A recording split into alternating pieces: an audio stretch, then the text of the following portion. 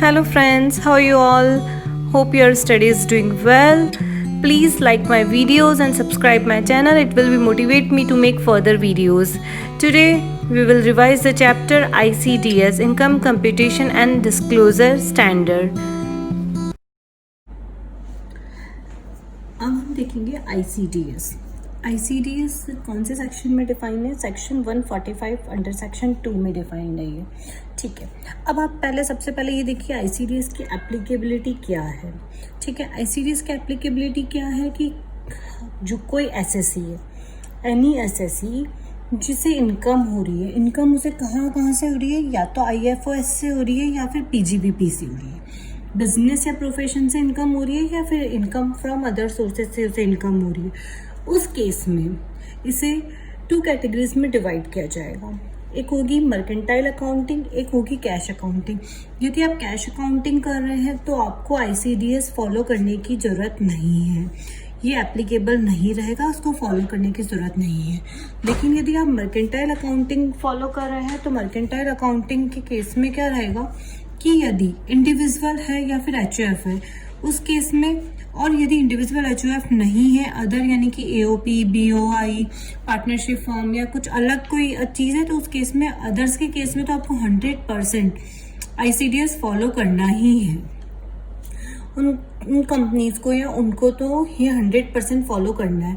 लेकिन यदि कोई इंडिविजुअल है और HUF है उस केस में थोड़ी सी रियायत है। रियायत ये है कि यदि उसे टैक्स ऑडिट कराता है, वो इंडिविजुअल टैक्स ऑडिट कराता है तो उसे ICDS फॉलो करना पड़ेगा। यदि वो टैक्स ऑडिट नहीं कराता है तो उसे ICDS फॉलो करने की नीड नहीं है। ठीक है, टैक्स ऑडिट कराता है तो ICDS फॉलो करना पड़ेगा और नहीं कराता है तो उसे करने की नीड नहीं है। तो ये मैंने आपको उसकी एप्लीकेबिलिटी के बारे में बताया। अब मैं आपको एक इजी ट्रिक बताऊंगी जिससे कि आप ये ICDS आपको 10 ICDS सीरीज में याद हो जाएंगे। ठीक है, आप मुझे ध्यान से सुनिए कि कैसे रहेगा ये। देखिए, ये जो 2 ICDS है, ICDS 1 एंड ICDS 2, ये तो हमारा जो अकाउंटिंग स्टैंडर्ड है एज इट इज़ होगा वही फॉलो हो रहा है। अकाउंटिंग स्टैंडर्ड हम हर जगह पढ़ते हैं और हमें याद है कि कैसे होता है। अकाउंटिंग स्टैंडर्ड 1 हमेशा अकाउंटिंग पॉलिसी का रहता है, accounting standard 2 valuation of inventory का रहता है। ये AS में भी यही था, तो ICDS 1 और 2 भी यही है, accounting policy and valuation of inventory. तो ये 2 तो आपको याद हो गए। अच्छा, अब क्या रहेगा? आपका थर्ड लेटर होता है ABC, तो C से कंस्ट्रक्शन, तो ये आपका हो गया कंस्ट्रक्शन। ठीक है, कंस्ट्रक्शन कॉन्ट्रैक्ट। अच्छा, अब आप एक स्टोरी सुनिए मुझसे। कंस्ट्रक्शन का कॉन्ट्रैक्ट लिया, ठीक है, यानी कि बिल्डिंग बनाने का या कोई भी कंस्ट्रक्शन ले लीजिए, ब्रिज का आपने कॉन्ट्रैक्ट लिया। ठीक है, उससे आपको क्या हुआ? रेवेन्यू जनरेट हुआ। वो रेवेन्यू जो जनरेट हुआ उससे आपने क्या करा? फिक्स्ड असेट खरीद ली। आपने फिक्स्ड असेट कहाँ से खरीदी? आपने फिक्स्ड असेट फॉरेन से खरीदी। ठीक है, अब आपने जो फिक्स्ड असेट फॉरेन से खरीदी है उसके लिए आपको और पैसा चाहिए, तो उसके लिए आपको क्या रहेगा? गवर्नमेंट ना आपको ग्रांट्स दे देगी। गवर्नमेंट ग्रांट का मतलब थोड़ी सी रियायत दे देगी, गवर्नमेंट ग्रांट्स दे देगी। आप अपने पास क्या थोड़ी सिक्योरिटीज पड़ी हुई है आपके पास में, वो आप सेल कर देंगे, उससे भी आपको पैसा आ जाएगा। फिक्स्ड असेट खरीदने के लिए चल रहा है ये सारा काम। ठीक है, आप लोन भी ले सकते हैं। ठीक है, यहाँ से भी आपको पैसा आ जाएगा। फिर बाद में क्या रहेगा आपका? ICDS 10 provision of contingent liability and asset. ठीक है, तो ये स्टोरी आपको ध्यान रहेगी, तो इससे आपको इजीली 10 ICDS याद हो जाएंगे। अगेन मैं रिपीट कर रही हूँ, ये 2 तो आपको याद करने की नीड नहीं है क्योंकि ये तो आपके हर जगह चल रहा है, अकाउंटिंग पॉलिसी और वैल्यूएशन ऑफ इन्वेंट्री। उसके बाद में ABC, C से कंस्ट्रक्शन, तो कंस्ट्रक्शन कॉन्ट्रैक्ट। कंस्ट्रक्शन से आपको क्या हुआ? रेवेन्यू जनरेट हुआ। उस रेवेन्यू को से आपने फिक्स्ड असेट खरीदी। फिक्स्ड असेट आप कहाँ से खरीदेंगे? फॉरेन से खरीदेंगे। जब आप फिक्स्ड असेट फॉरेन से खरीद रहे हैं तो उसमें क्या रहेगा? आपको गवर्नमेंट थोड़ी सी ग्रांट दे देगी, आपको सिक्योरिटी सेल करनी पड़ सकती है पैसा बनाने के लिए, आपको लोन लेना पड़ सकता है, और ये सारा जो रहेगा ये सारा एक प्रोविजन हो जाएगा आपके कंटिजेंट लायबिलिटी का और असेट का। ठीक है फ्रेंड्स, तो आपको ये 10 मैंने एक सीरीज में बता दिया है। आई होप आपको ये लर्न हो गया होगा। अब हम देखेंगे ICDS। अब मैं इनको डिटेल वाइज एक्सप्लेन करती हूँ कि डिटेल ये जो है आपके सारे ICDS, इनकी डिटेल कैसे रहेगी, इनके अंदर क्या क्या बताया गया है। ठीक है,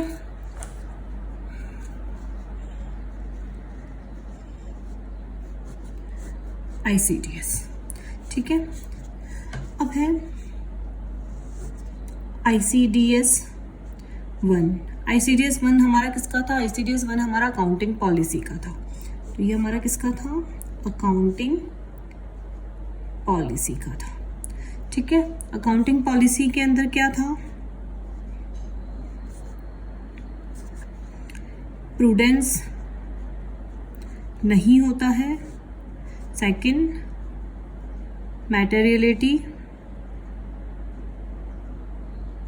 नहीं होती है, ठीक है। प्रूडेंस और मटेरियलिटी नहीं होती है। अकाउंटिंग ICDS 1 यही बोलता है अकाउंटिंग पॉलिसी के बारे में। ICDS 2 क्या बोलता है? ICDS 2 आपका बोलता है इन्वेंट्री के बारे में। इन्वेंट्री के बारे में क्या बोलता है? इन्वेंट्री के केस में क्या होता है?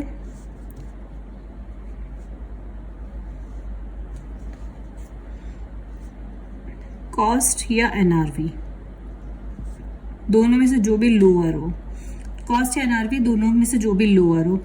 और यदि इन केस डिसोल्यूशन का केस है, डिसोल्यूशन के केस में क्या रहती है वैल्यू? हमेशा NRV। डिसोल्यूशन के केस में हमेशा वैल्यू क्या रहती है आपकी? NRV, ठीक है। थर्ड आपका है कंस्ट्रक्शन कॉन्ट्रैक्ट।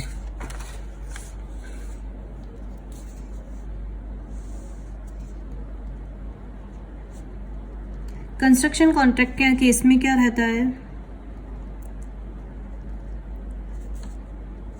इसमें एक POCM मेथड होता है, वो फॉलो होता है, ठीक है। तो जब POCM मेथड फॉलो हो रहा है कॉन्ट्रैक्ट के केस में, POCM मेथड फॉलो होता है, तो उसमें आप है ना रेवेन्यू और कॉस्ट को कंसिडर करते हैं, ठीक है। इसका कमेंसमेंट कब हुआ था? इसका कमेंसमेंट हुआ था 1 अप्रैल 16 को, ठीक है।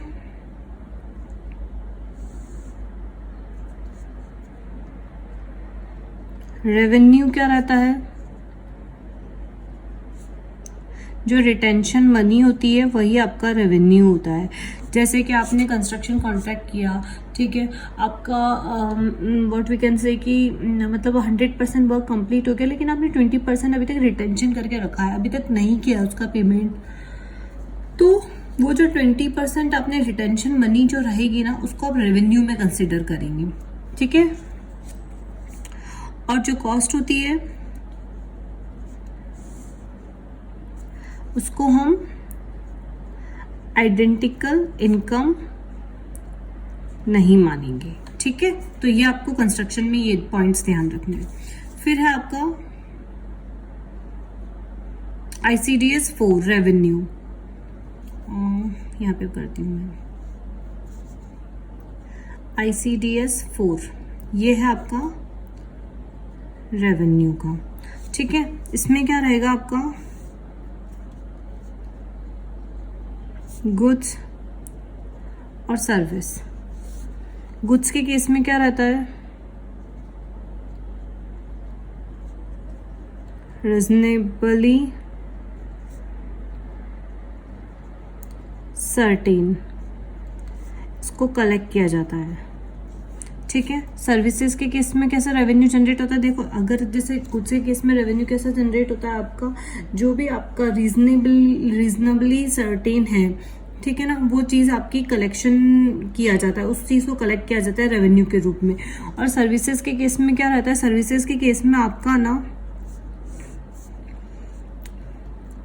POCM मेथड के अकॉर्डिंग काम होगा कि जितना कंप्लीशन हुआ है अकॉर्डिंगली आपको रेवेन्यू जनरेट किया जाएगा। जितना काम आपने, जैसे कि ट्यूशन टीचर है, उसने 8 मतलब उतना पढ़ाया है तो उतना % ही वो आपका रेवेन्यू, उसका रेवेन्यू जनरेट करेगा, ठीक है। पीरियड किस बेसिस पे लेंगे? इसमें पीरियड SLM बेसिस पे लेंगे, ठीक है। पीरियड SLM बेसिस पे रहेंगे। और यदि आपकी सर्विस लेस देन 90 डेज की है, यदि आपकी सर्विस लेस देन 90 डेज की है तो उसे पूरी कंप्लीटेड सर्विस माना जाएगा। ऐसा नहीं होगा कि वो आधी अधूरी है, ठीक है।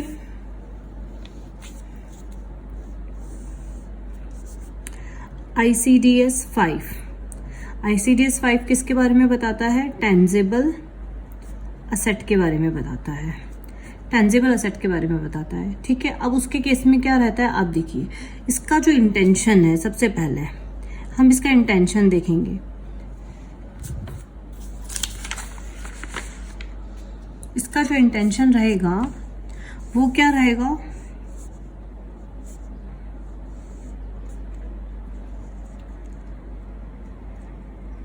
प्रोड्यूसिंग, क्या प्रोड्यूस करना? गुड्स और सर्विसेज। क्या इसका इंटेंशन रहता है? प्रोड्यूस करना। प्रोड्यूस क्या करना? गुड्स और सर्विसेज। क्या ये कोई सेल करता है? ये सेल नहीं करता है। ठीक है, यदि एक्सचेंज का केस है, इन एक्सचेंज, एक्सचेंज के केस में क्या रहेगा? इसकी जो फेयर वैल्यू रहेगी ना, उसकी सिक्योरिटी रहेगी। ठीक है, और इसे हम स्टैंड बाय इक्विपमेंट भी बोलेंगे। ठीक है, और मशीनरी के स्पेयर्स के केस में क्या रहेगा? मशीनरी के यदि स्पेयर पार्ट है उस केस में क्या रहेगा? यदि वो रेगुलर आते हैं तो उसको कंसीडर नहीं करेंगे, और इरेगुलर आते हैं तो उसको हम कंसीडर करेंगे। ठीक है, तो ये मैंने आपको ICDS 5 तक बताया है। अब आप देखेंगे ICDS 6।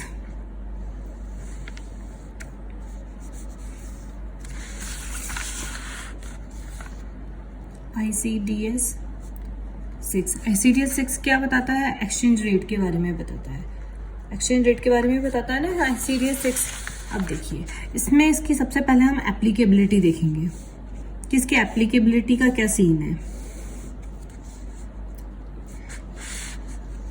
इसकी एप्लीकेबिलिटी कैसे रहेगी? आप उसे कन्वर्ट कर सकते हैं फॉरेन ऑपरेशन के लिए। तो एक तो हो गया कि आप इसे कन्वर्ट कर सकते हैं फॉरेन ऑपरेशन के लिए। ठीक है, दूसरा जो इसका ट्रीटमेंट है,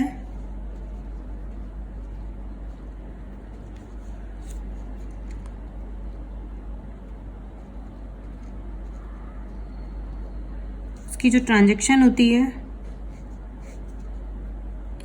वो फॉरेन करेंसी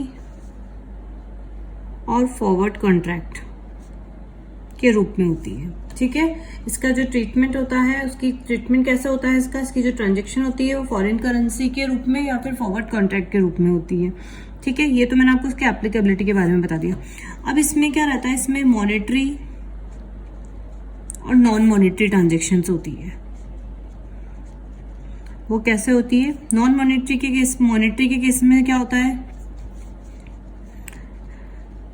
इनकम हो या फिर एक्सपेंसेस हो, हम दोनों को देखेंगे, दोनों की मतलब दोनों को हम रिकॉग्नाइज करेंगे। और किस पे रिकॉग्नाइज करेंगे? हम क्लोजिंग रेट पे रिकॉग्नाइज करेंगे। जो क्लोजिंग रेट रहेगी हम उस पर रिकॉग्नाइज करेंगे। नॉन मॉनेटरी के केस में क्या रहेगा? इनकम और एक्सपेंसेस को हम रिकॉग्नाइज नहीं करेंगे।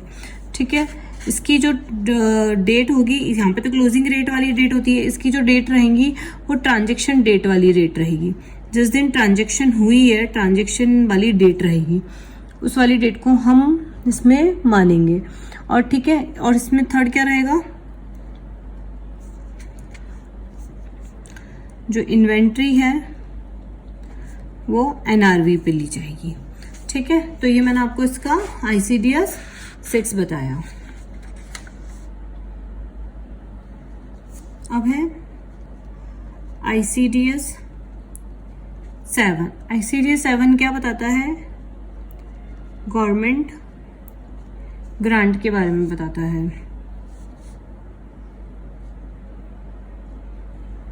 ठीक है, अभी कैसे रहेगा ये?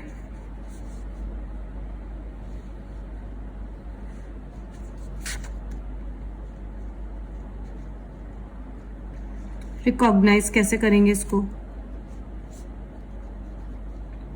और डेप्रिशिएबल असेट के रूप में क्या रहता है गवर्नमेंट ग्रांट? तो देखो, सबसे पहले आप देखेंगे कि इसको रिकॉग्नाइज कैसे करेंगे। तो इसको रिकॉग्नाइज करने के लिए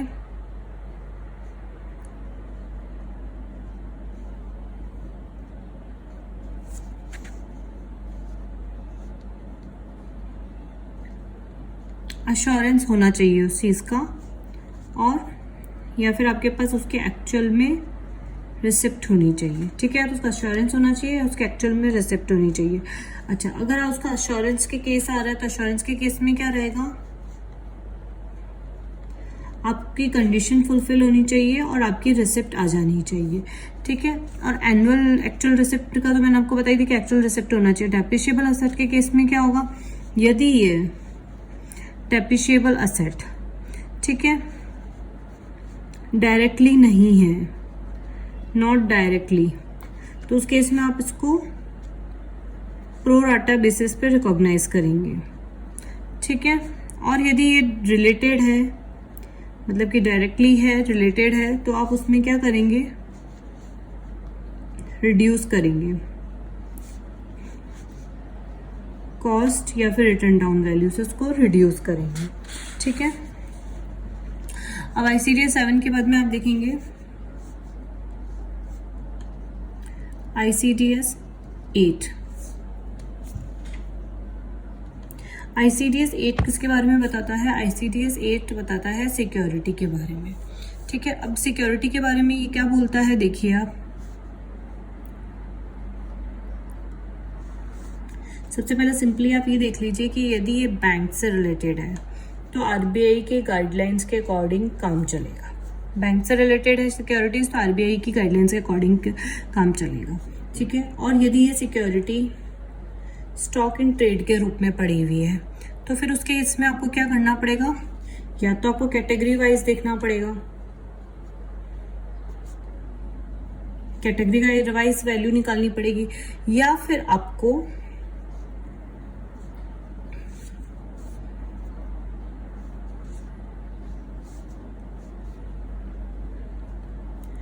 एक्चुअल कॉस्ट या फिर NRV, दोनों में से जो भी लोअर है उसके बेसिस पे आपको वैल्यू निकालनी पड़ेगी।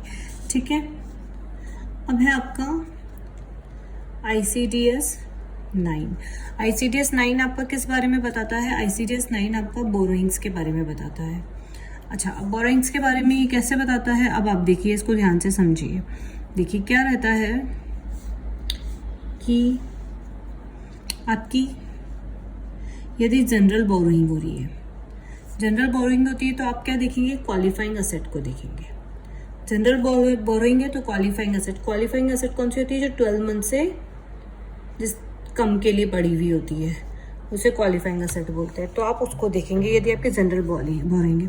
अच्छा, फिर यदि क्वालिफाइंग असेट के केस में क्या होता है, क्वालिफाइंग असेट के केस में आपका होता है कि आपको ना 3 चीजें देखनी पड़ेगी, स्टॉक 12 मंथ से कम का होना चाहिए, टेंजिबल है या फिर इंटेंजिबल है, ये चीज़ आपको देखनी पड़ेगी क्वालिफाइंग असेट के केस में। ठीक है, और यदि ये डायरेक्टली एट्रीब्यूटेबल है, डायरेक्टली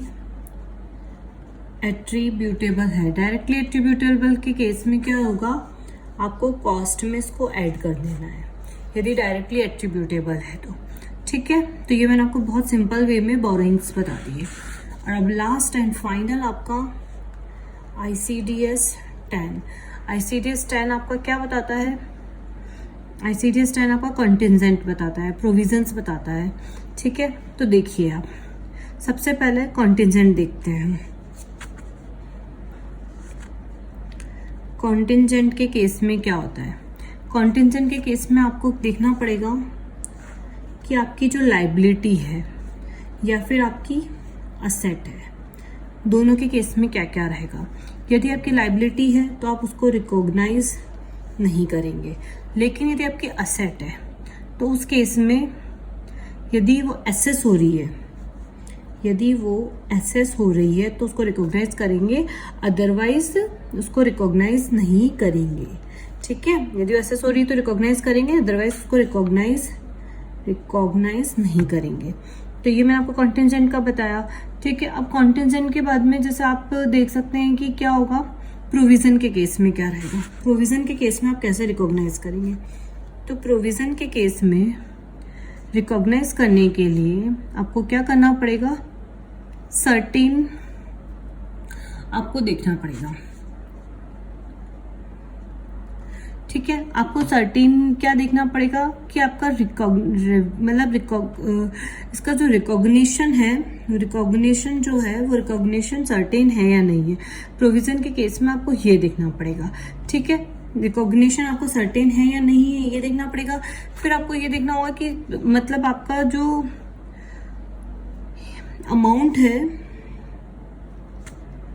वो रिलायबल है या नहीं है ये देखना पड़ेगा। ठीक है, आपका अमाउंट रिलायबल है या नहीं है आपको ये देखना पड़ेगा। और आपको दूसरा क्या देखना पड़ेगा कि जो आपके रिसोर्सेस हैं, इसी के केस में ही बोल रही हूँ मैं आपको, जो रिसोर्सेस है उनका आउटफ्लो होना चाहिए। जो भी रिसोर्सेस हैं उनका क्या होना चाहिए, आउटफ्लो होना चाहिए। ठीक है, और आपको इवेंट्स में क्या रहेगा, इवेंट्स के केस में या तो पास्ट इवेंट हो सकता है वो, या फिर वो इवेंट प्रेजेंट का हो सकता है। ठीक है, यदि वो इवेंट प्रेजेंट का है तो फिर वो आपके लिए ऑब्लिगेशन हो जाएगा। ठीक है, यदि वो इवेंट आपका प्रेजेंट का है तो आपके लिए ऑब्लिगेशन हो जाएगा, इवेंट आपका पास्ट का हो सकता है। ठीक है फ्रेंड्स, तो इसी के साथ ही मैंने आपको सारे 10 ICDS एक समरी के रूप में बताए हैं। ठीक है फ्रेंड्स, थैंक यू फ्रेंड्स।